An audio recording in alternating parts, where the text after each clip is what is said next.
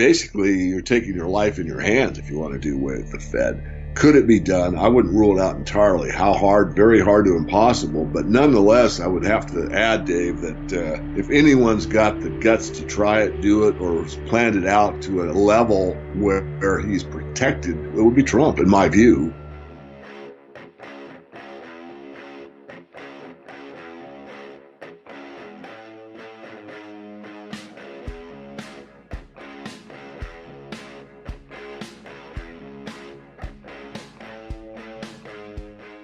Hi, and welcome to the X22 Report Spotlight. Today we have a returning guest, David Morgan.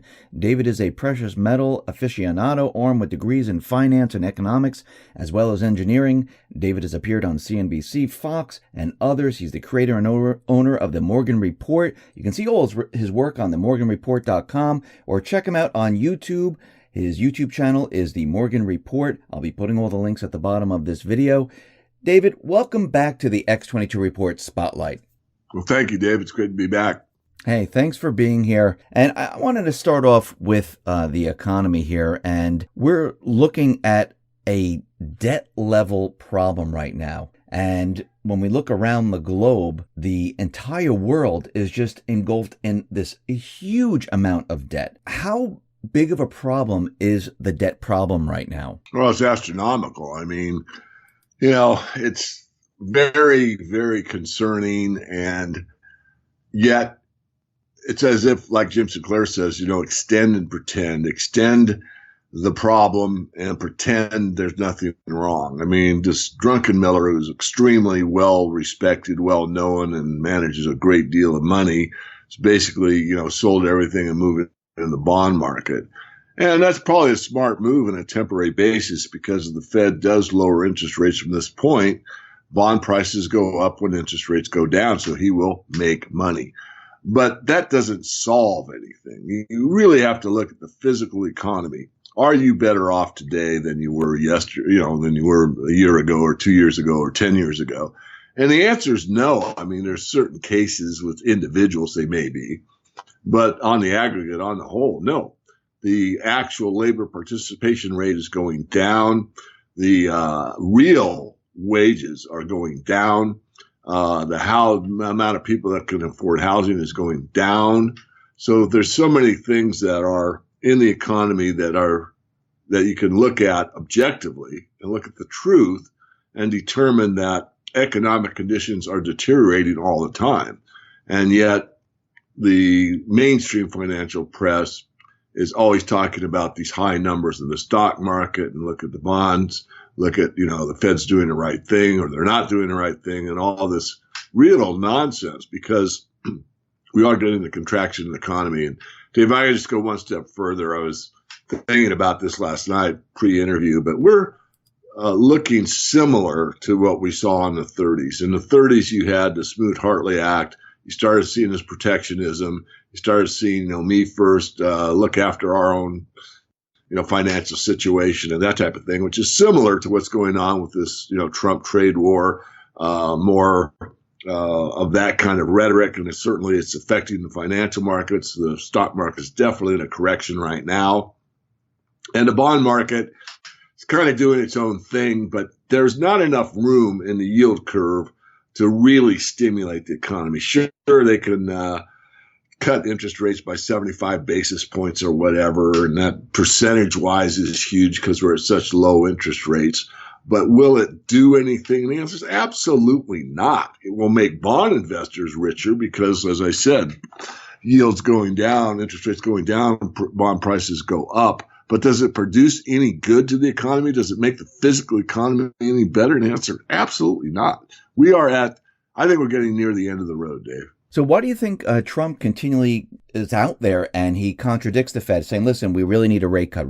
We really need stimulus. Why do you think he's pushing the Fed to cut the rates or add stimulus to the economy? Well, like you've said on so many of your updates, I mean, I think Trump really knows what's going on, and he's laying it out there so that he is in a position where when this thing unravels, it's going to be pretty apparent it's the Fed and not him. I mean, I think the way this is coming up between, let's call it the deep state and the Trump administration, is the deep state really wants to pin this on Trump, and everything fell apart because of Donald Trump being president.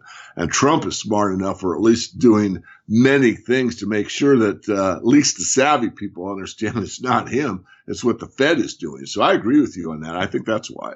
So at the same time, while all this is happening, Trump is using, like you said, the mainstream media is looking at the statistical numbers like the stock market, unemployment. Trump is using this against what I always say, the mainstream media. He's using their weapons against them because this is what they've always pointed to in the past. And you said the real economy behind the scenes is completely falling apart. Now, while all this is falling apart, you've done a video on central banks where they're buying gold. Why are the central banks buying gold right now? Because we've always heard that, gold is a barbarous relic, that you really don't have to have gold. Central banks, they only hold gold because of what they've done in the past. But why would they be buying it now? What would be the purpose of it? Yeah, well, the short version, and this is really taking a broad brush, so it's going to be inaccurate in some ways, but the gist of it is correct, is if you look at monetary history, you go to fiat failure, back to a gold standard of some type, go back to fiat failure, go back to gold standard of some type, fiat failure, and it cycles back and forth. So I think that the next system could, not necessarily would, have gold as some component to it. There's an excellent video done by Grant Williams, and I consider him friends. We certainly see each other on the speaking circuit from time to time, and I've spent some time together. Did a video. It's on my Twitter feed. It's probably about 3-4 days back. You can work Twitter very easily.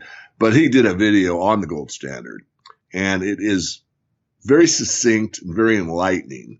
And the premise of the start of the video is that we're at a point in time now where you probably see us going back to some type of a gold-backed system. And so this is why. I mean, China knows, Russia knows, the United States knows. I mean, the Fed, I don't know if the Fed knows, probably, but it's that unspoken truth. It's that one thing. It's that, the 800-pound gorilla we refer to as a metaphor. I mean, gold is standing in the middle of the living room, but nobody wants to acknowledge it because this fiat fiasco will continue until it doesn't work anymore. And we're right at the end. I mean, are we at the end like day after tomorrow? Probably not. How much longer can it go? Certainly gone longer than I expected, but doesn't mean it's going to go on forever. I don't think we have much longer for this thing to blow up. And when we get the reset, everything will be repriced.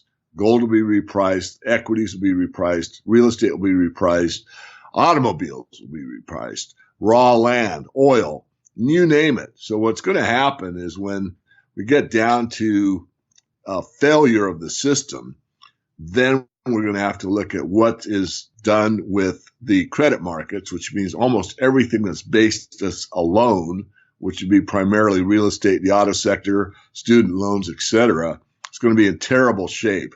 And the only thing that's going to be left standing is going to be what's fully paid for, which would be if you're lucky enough to own your own home or your own automobile or your business is paid for, whatever. But anything that's you've got credit on, you're probably going to see a situation that's going to be very uncomfortable. So it's a time to get out of a leverage situation and into a very solid position. People ask if, there's going to be a hyperinflation. I doubt it. Is there going to be more inflation? There already is. We're already at probably an 8 or 9% inflation. And of course, the Fed pretends that they're trying to get to a 2% inflation to stimulate the economy, which is ridiculous. It's already much higher than that. But the official numbers, as you said, is what everyone hears, what everyone talks about. And Trump, as you said, is using them to his advantage. I agree with you. And so we're going to have to wait and see. But things are not that bright going forward. Again, to bear in mind what I've said earlier, I think we're close to what we saw in the 30s with this, trade barrier, trade stabilization where Trump and really, I mean, to be fair, Trump is right. I mean, we have been taken advantage of. I mean, what people don't realize is that the other countries have done this, tariff stuff to us all along. They just don't talk about it. No one in the mainstream press really tells you that. But he's just trying to level the playing field. I'm not saying right or wrong. I'm basically more for free trade. But there wasn't free trade from the other parties to us for a very, very long time. So now with this, trade war, quote unquote, it's bringing the attention of the world at large. And of course, there'll be a faction that will be blaming Trump for it, but there'll be others that understand what's really happened. So do you think he's using these new trade deals to prepare the economy to move out of a central bank economy? I mean, if the central bank economy fails, I mean, we're based on a petrodollar system. And if, like you said, if the system is backed by sound money, gold, is he doing this to prepare us for that type of situation? I'd like to think so. I mean, whenever the reset takes place, I mean, no one knows to the nth degree how it's going to unfold. There'll be too many variables and there are too many unknowns. But the fact is, as I said earlier, everything will be repriced. And what you really want is you want to be in a position where you are as self-sufficient as possible. And even though the manufacturing base has largely left the United States and moved to China or other areas, there's still some ingenuity left here, and there is a possibility of bringing back things into the U.S., which he has been doing. The economy, the way it is set up, I mean, you can't say, well, Trump brought back more auto manufacturing, but the policies that he's implemented have. So is it enough? I don't know. I mean, we still have, the breadbasket, and that's questionable this year because of all the flooding that's gone on through the, Mississippi Valley, the Missouri, and everything else. So we have a lot of factors to be concerned about. But let me just boil it down to this. The more self-sufficient you become, the less you have to be reliant on what happens elsewhere. And I think he's trying to move us in that direction. So we'll have to remain. But if no one comes out unscathed, but even if everything falls down as a metaphor and you have to restart, if that were to occur, and I believe it could, then you are in a position where, since you've sort of cleansed the system, where you're a little more open-minded about what trade deals you really want to do and what's really fair and, that type of thing. So I'm not saying that's going to happen, but it could happen. I mean, shaking the Fed out of the picture is a really, really big thing. But it's something that, I've wished to happen my entire life, ever since I was, a young man, and realized that the Fed was a private bank owned by mostly non-Americans for their own benefit. And they basically are a power consortium that basically controls the whole system. I mean, everything's based upon money. And if they control the money, they don't, as Rothschild purportedly said, they don't care who makes the laws. So it doesn't matter if you're a communist nation or a fascist nation or a social democratic nation or a free market economy or what have you. If you are based on their monetary policies, you're still under their thumb. And this is what most people don't understand. They think that, there's all these ideologies and there's some better than others. I would certainly agree that there's some systems that are better than others. But what I'm trying to convey is that if at the top of the pyramid, it's all based on money, and the controllers on the money supply are these internationalists who don't care anything about any given nation state, and they don't, that's where the real power lies. So people will get into this idea that, this left-right paradigm or whatever, and, if it was only the right president or the right senator or the right speaker of the House or whatever, this is all nonsense in my view. Not that it's not important. Yes, it is. But it's really a distraction if you look at the larger picture. Now, you mentioned the Fed, getting rid of the Fed. We know that Trump has Andrew Jackson hanging on his wall. We know Andrew Jackson got rid of the central bank when he became president. He ran on that platform. How hard is it going to be to get rid of the central bank? Because today it is a lot larger than ever before. We have the Fed, we have the IMF, we have the ECB, and we have the Biz. On top of that, controlling everything as the Rothschilds. I mean, how difficult is it going to be to get rid of this gigantic central bank system? Well, very hard to impossible. I mean, if you look at, Abraham Lincoln went to the greenback. He was assassinated. You look at Kennedy went to the executive order. I think it's 10111 or something along those lines, and went back to a treasury note. And, so people poo-poo that. It's true. I've got examples of it. Most coin dealers do. I'm not a coin dealer, but many people know it's true. But as soon as he was assassinated, the first thing Johnson did was he he he exempted that rule, or I should say he null and voided that bill, that executive order, and went right back to the Federal Reserve. So, basically you're taking your life in your hands if you want to do away with the Fed. Could it be done? I wouldn't rule it out entirely. How hard? Very hard to impossible. But nonetheless, I would have to add, Dave, that if anyone's got the guts to try it, do it, or has planned it out to a level where he's protected, it would be Trump, in my view. I mean, I'm not a huge Trump supporter, but look, I am a supporter of free markets. I'm a supporter of us having our own currency. I'm a supporter of the banking elite not ruling every one of us peons. I'm in favor of, us having freedom. I'm in favor of a lot of things that you're in favor of, and I don't want to put words in your mouth, but this system has got to go, and it's got to go for a long time. And yet, it will probably be one of the most difficult endeavors ever taken upon, modern man, because there is so much entrenched with the deep state to protect the system at large and to make sure that everybody gets a feed at the trough of the money controllers, because money is power and money controls, and most people can be bought.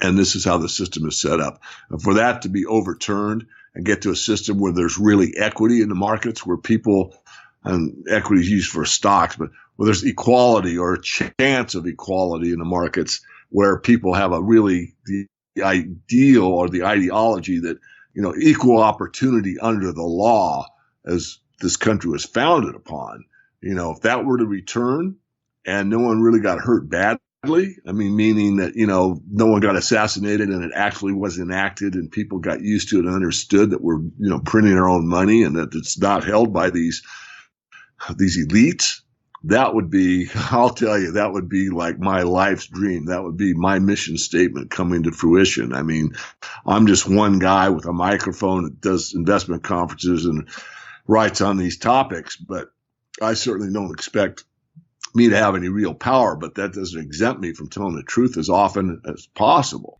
Do you think with Congress, the Congress that we have today, because they've tried many, many times before to push an audit bill, and it never passes because most likely most of these individuals are corrupt and they don't want to, open up that can of worms with the Fed, and, they're protecting the Fed. Does he have to get rid of many individuals in Congress to push this strategy of getting rid of the Fed? You'd probably answer that better than me. I really, although I studied government at a probably higher level than most people bother, I really don't know if it could be done on an executive order or there's some other way to do it. I don't know if he needs Congress to do it. Certainly what he would need is, the popular vote in the quotation marks. He'd have to make people aware of why it's being done. And, I don't know. I throw that question back at you. I don't know if he has to have Congress voted in or not. Probably does. And certainly with the Congress critters that we have now, that is one big cesspool as far as I'm concerned, with very few exceptions. So, there would have to be changed if they're required to make it happen, pass it into law. He continually tweets out that he wants the Fed to, cut rates or stop raising rates, or he wants stimulus. And it seems like the Fed is kind of following what he's telling them to do. Do you think he has a certain amount of control over the Fed right now? Well, I'm looking at a newsletter on my desk from one of the few people that I actually pay attention to because I do my own work. But the title of this is Trump Now Controls the Fed, ... but at what cost? So, yeah, I think he does have a great influence on the Fed currently. Many presidents right now, they never even mention the Fed. The mainstream media, they don't like to talk about the Fed unless it's in a positive light. And he's just been hitting and hammering at the Fed, showing the public, what they've been doing wrong, why they need to do this. Do you think this is part of his plan to set them up to get rid of the Fed, to point the Fed out? Because many people don't even know what the Fed is. Many people have no clue who the Fed is. I do. In my quieter moments, Dave, I've got to kind of reflect, is it, because I'm so well studied on the topic, is because it's what I really want in my heart of hearts. Is it, am I being objective or not? And the answer to all those three questions is I don't know. But it's certainly, you can build a case trying to remain objective that's what's happening. I certainly don't rule it out. as I said earlier, it would be one of the most awesome things. It would be the most important thing that ever happened in my lifetime or several lifetimes if we were able to reestablish a system based on, treasury notes where the government itself took the money supply at hand rather than having this private corporation do it. But as you said, is it good? How hard is it? It's very, very hard to impossible. But can it be, very hard isn't impossible. I mean, could happen. And yeah, I think he is. Certainly, you could build a case. And what he's doing is moving in that direction. The more understanding that he has behind him, the more popularity or the people at large understand why this is wrong, how they have hurt the average person out there in multiple ways, and why going to a system that's based on our own behalf would be so much more beneficial. If he can get that across to the majority or even a minority, I mean, a big minority, meaning that, enough people that can explain it to their friends and neighbors that, look, we are not under the thumb of these banking control freaks anymore. We're on our own. We're making our own money. That would be huge. Whether or not it could be accomplished remains to be determined. But I'm optimistic enough, Dave, to think that it's a possibility. So if he moves forward with trying to remove the Fed, I mean, I'm going to circle back to the beginning of this where we talked about this huge amount of debt that we have. Does the debt go away? Can we use gold to get rid of the debt? What happens at that point? Yeah, no one knows the answer to that. I mean, there was a gentleman, and I'm, so much older than, you and many others in the truth movement. But there was a gentleman named Bo Greitz that was running for president well before Ron Paul. And his idea was to get a used mint or a mint somewhere and put a bunch of pot metal in it and make a coin that was equivalent to the $21 trillion that we owe the Fed, and stamp it out saying 21 trillion, take it over to the Federal Reserve and drop it off on the doorstep and say debt paid. So I only do that jokingly, but no one knows. I mean, there's so much resistance to it. As I said earlier, assassinations have taken place because they don't, and not just the Kennedy and Lincoln that I referred to. I mean, you look at throughout monetary history, there's been a lot of ideas about even just minor ways of taking over some control of money that people have ended, an early demise because of that, and the power goes back to the money elite. So, how would it go? I don't know how that would really happen. I really don't. I know that it could be worked out. I mean, it would be possibly, especially, let's say you got the Fed to go along with it. I mean, everyone in the Fed knows that they're, basically a quasi-government institution, but they really work for the people that own the Fed and the commercial banks, but that it's privately held. So let's say that it does transition to the Treasury and the Fed is basically done. You could probably circulate Federal Reserve notes along with the new Treasury notes for a time being and phase them out over time. So you would know that, January 1st, 2021, you no longer use Federal Reserve notes. You can only use United States notes. And that the bond market, how you would pay that off, you would be paid off. All debt would be issued by the U.S. Treasury and not by the Federal Reserve. And that all new debt, from that point forward, and all old debt that was issued by the Federal Reserve would be paid off not in Federal Reserve notes, but in Treasury bills. So there'd probably be an arbitrage opportunity where a U.S. note would be a different value than than a Federal Reserve note. So, I mean, if you were an adult, meaning there wasn't any, gunfire or whatever going on, and was really willing for this transition to take place, I do believe it could take place. I mean, currencies change all the time. I mean, just look at your own, piece of paper in your wallet and look at the size of the president's head on there versus, when I was a kid. I mean, it's changed several times. So basically, you'd be looking at one for the other. What you're really looking at that's significant is who has the control or who has the authority to print it. And that's where the rub is. these people don't want to give up the monopoly of having the luxury of, basically getting something for nothing. Whereas if you do it with the U.S. Treasury, then it's basically the people at large that would be spending the money for whatever, infrastructure, new parks, state employees or whatever it would be. So it's a daunting task, but as we've talked throughout your interview, is it a possibility? And I'd say, yeah, it's possible. Now, if this does happen, and I mean, in the beginning you were talking about how the real people's economy is not doing well, and much more, if you cut the rates or you add stimulus, I mean, yeah, I'll keep it going for a little bit longer, but it's not going to improve the economy. It's just keeping the economy on life support. When the system finally can't be pushed further anymore, and there's nothing that works, what happens to the value of the dollar? Because remember, everybody has savings, or maybe a little bit of savings. People have pensions.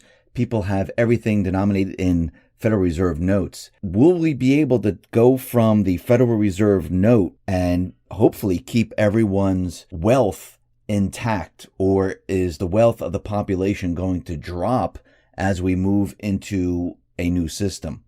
It'll drop as we go into the new system. I mean, basically, we've been living on a lie, and we've been acting as if we're richer than we really are.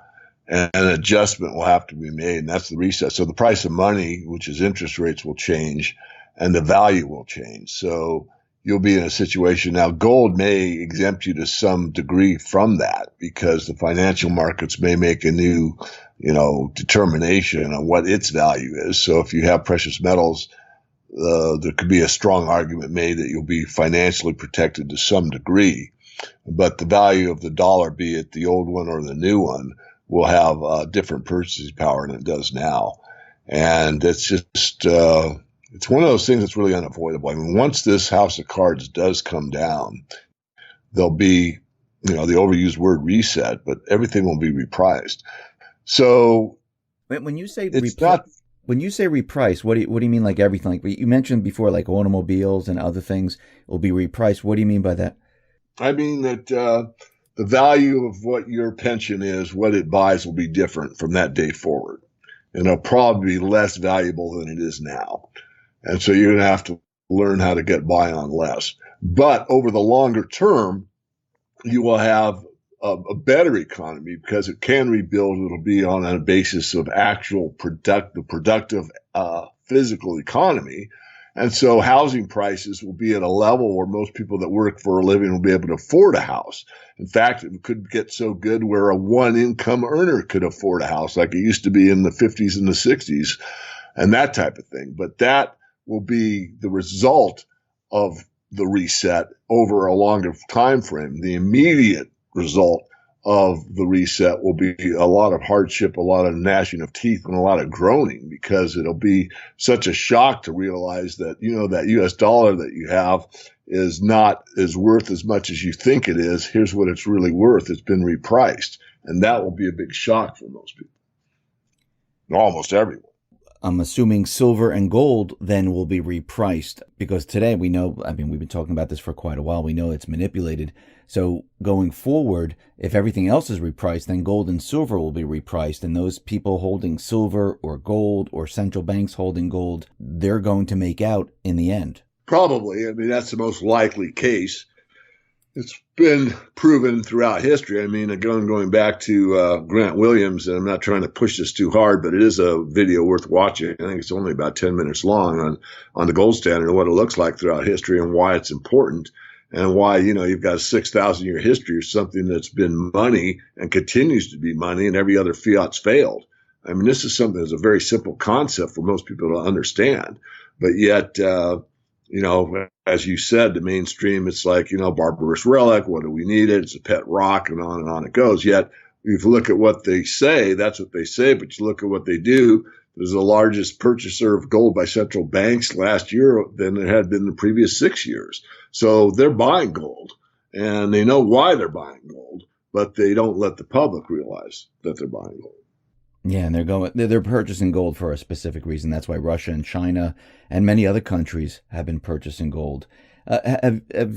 there's many people on both sides saying that we do have gold, we found gold. What's your take on the U.S. in regards to gold? Do we have any gold? Well, I wish I knew. I'll certainly give you my opinion. There's a guy named Bill Still who probably did the best investigative reporting on it so far of anyone that I know. And he builds a pretty strong case that we don't have any gold in Fort Knox, or if we do have it in Fort Knox, it's been leased or hypothecated or rehypothecated several times. So we could own, whatever it is, 8,000 tons or whatever the number is. What is it? I used to know the number exactly, 265 million ounces or so thereabouts. It could be sitting there, but not necessarily that we own it. So I'm skeptical about how much gold we have. I hope that we do, meaning the United States, but I'm not, I'm pretty convinced that we don't. I'm pretty convinced that it's been swapped, loaned, or used to pay other debts from a long time ago. And that, of course, is a problem, for us, especially if there's a tie to gold in the new system. If there's not a tie to gold in the new system and we only go on U.S. Treasury notes and it's just we print it instead of the Fed printing it, in theory it works. It's never worked for a very long time, but it could at least help the reset along, meaning that, we've got the Fed off of our back and we're using the money in a more appropriate manner rather than just, play these money games in the financial markets. We're actually getting the physical economy rebooted. But it's hard to say, Dave. I really, wish I knew. I think it'd be important to know. I've changed my opinion somewhat. And I'll say it very succinctly here. I used to believe back in my 30s or maybe even early 40s that once the American public realized that we had no gold at Fort Knox, that would send the gold price into the stratosphere. I no longer believe that. I think people are so disconnected from gold's role in monetary affairs throughout the greater part of recorded history that it have no meaning for them whatsoever at all. They just be too busy looking at their phone or checking their Facebook account. I agree with you. Dave, thank you very much for being on the X22 Report Spotlight. Once again, how can people see all your work? Just get on the morganreport.com, get on our free newsletter. I'm going to be putting out some more information. I always do every week, and most interviews like this, I put on that and mail them to you directly. But I'm also going to do kind of a summation of ways to help the average person out there that's interested in precious metals. There's a silver saver or gold saver program that's good for U.S. and Canadians. It's a very, very cheap and easy situation to stack. There's also, for the more sophisticated investor, a way to beat the bankers. It's a options trading program that I'm well aware of. I'm affiliated with it. They run it out of a London office, and it's had a very high success rate.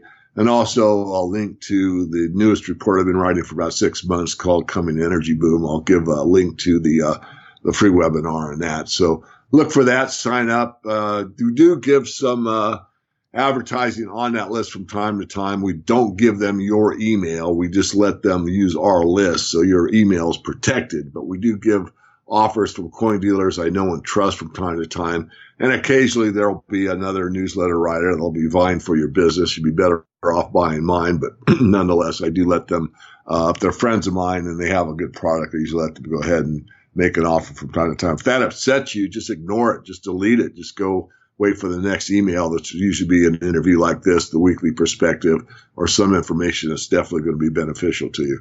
Dave, once again, thank you very much for being on the X22 Report Spotlight. I really appreciate it. Thank you very much. It's always a pleasure to be with you. Thank you, Dave.